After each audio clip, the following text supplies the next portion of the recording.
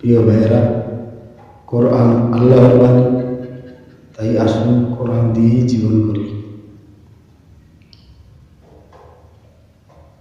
সূরা বাকারা আয়াত ৩৯।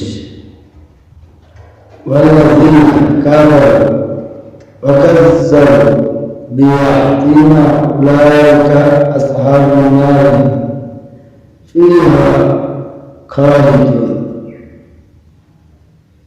এর বাংলা হচ্ছে, আর যারা কুফরি করেছে এবং আমার আয়াত সমূহকে অস্বীকার করেছে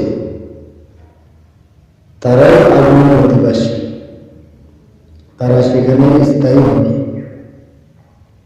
সুতরাং আপনার কথার মাঝেও যাতে এই পাপগুলো না হয়ে যায়,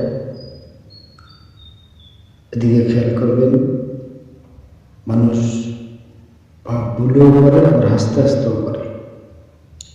অনেক পাপ আছে হাসতে হাসতে করে ফেলে, এদিক দিয়ে একটু সতর্ক থাকবেন, যাতে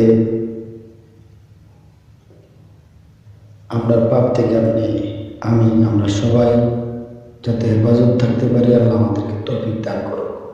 আমিন।